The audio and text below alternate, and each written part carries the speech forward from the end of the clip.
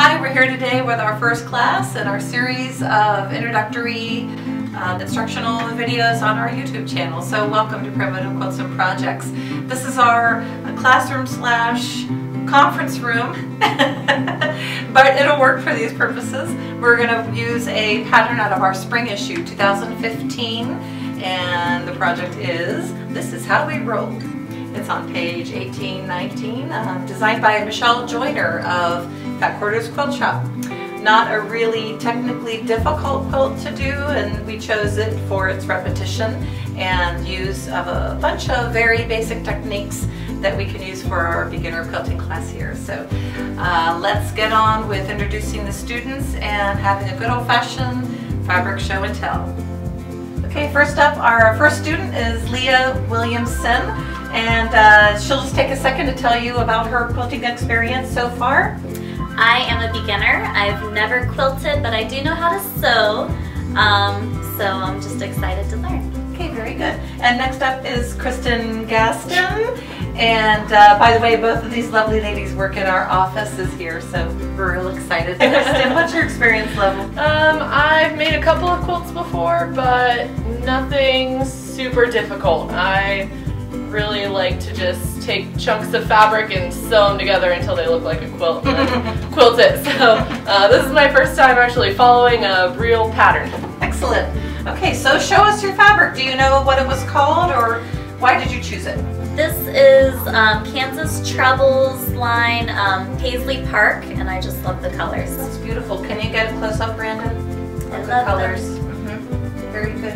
And the pattern calls for 15 fat quarters, so you're going to double up. You're going to repeat some colors. Okay, yep. Terrific. How about you, Kristen? What's your fabric? I don't remember what my fabric was called, but I know it's Moda. Found out yesterday I'm expecting a baby, a little girl, and so I just thought I'd use some fun little kid colors. Very pretty and bright. I like this one with the aqua in it. That's nice.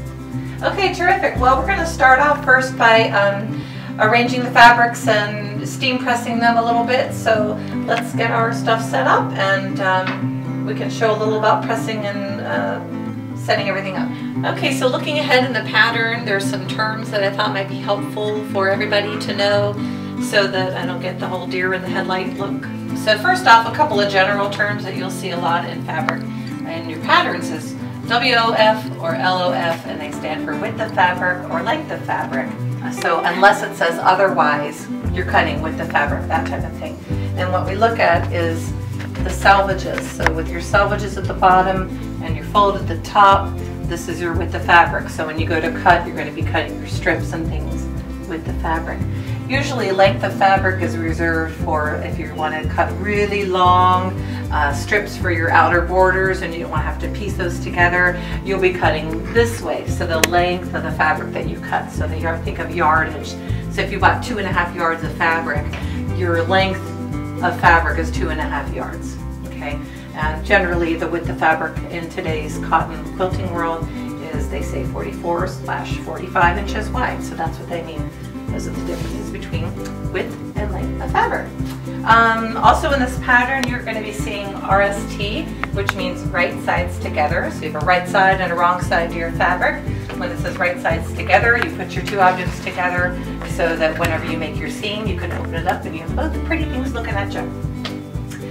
They also talk about cutting a strip and then sub-cutting a strip. So that means you're going to cut like let's say 1 3/4 inch strip with the fabric, and then you take that strip and you sub-cut it into smaller portions. We're also going to be talking about squaring up or squaring down, and for instance, if you made this little block, it would talk about squaring it up to, let's say, 3.5 inches. That means after you get your little pieces sewn on and make this unit, you want to make sure that this unit now measures a certain measurement. So you square it up or you square it down to whatever the pattern says. Just so whenever you put it in with your big block, everything will match up and be the same size. Okay, so now I have a picture of the quilt we're actually making to show you on this quilt what they're referring to. They are going to talk about sashing, and we have some fabric pieces that are going to go in between each of the blocks we make. And this is your sashing strips. And then also in between each row will be a long strip. So that's what they call sashing. whenever we put all of our little pieces together to form this unit, that's our block. So a lot of times patterns will say the block size is 9.5 inches or whatever. They're talking about this nice main unit that you make to put into your quilt. A row, just like in a spreadsheet, these are going to be your rows, these are your columns. Usually they just address things rows in quilting. And then these outer strips that we put on the outside of the quilt are your borders. Let me think, I don't think in this quilt we talk about cornerstones in their true form, but when you see them in the future, when you're putting sashing in, if you have short strips instead of these long strips here, if you have short strips on the sides, short strips on the bottoms, and then there's a little piece in the middle that makes kind of a pretty decoration, those are what the cornerstones are, okay? In this quilt, we really don't have a traditional cornerstone, although there are applique pieces we're going to put on the top of the quilt over here. These are just applique on, so Michelle refers to them as cornerstones. So next we're just going to get started with the preparation and cutting of our fabric. Okay, so since Leah bought half-yard pieces to double up on her fabrics for this quilt, then we're going to separate them into fat quarters just so we can layer a few of them up at one time and cut them, and she'll be doing exactly the same thing that Kristen's going to be doing. So I'm going to show you, her fat quarter came not so even. So a lot of times you'll buy a fat quarter in the shop, and of course they've just simply cut it off the bolt, so it's a really nice fold here, nice and pressed off the bolt. But the salvages don't match. Refold this and cut this apart so you have two same size fat quarters. Otherwise you're going to have one bigger than the other one. So, you know, very simply, I'm sure you can guess, we're going to match up the salvages here and put her back down on the mat and straighten it out. You could iron if you wanted to at this stage, and you may want to do this for the rest of yours, but I'm sort of used to doing it, so I'll just go ahead and show everybody this way.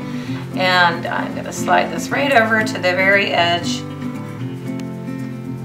and I'm going to take off about 1/8 of an inch right here.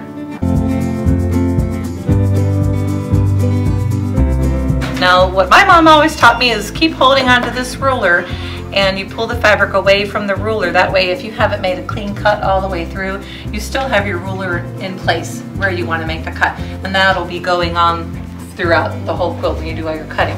Once you make your cut, you pull the fabric away from the ruler to make sure you've got that clean cut, okay?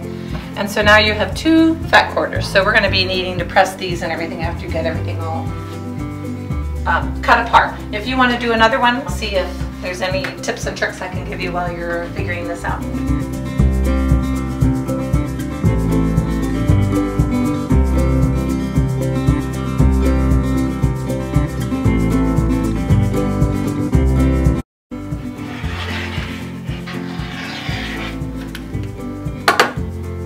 There we go. Okay, very good. You were pushing down really hard, I noticed, on your rotary cutter, so you don't want to damage the blade. So you might want to, you can back off with that pressure, okay, and you may cut a little more confidently that way. And also, as soon as you're done with your cutting, I want you to close the blade on your cutter and set it down. Never leave a blade open. Okay. Okay? All right, so there you go. Yay. So there, Leah's had a first little lesson in cutting, and as we go through and cut all the blocks and get these done, you'll get plenty of practice, and then we can start on with the big cutting.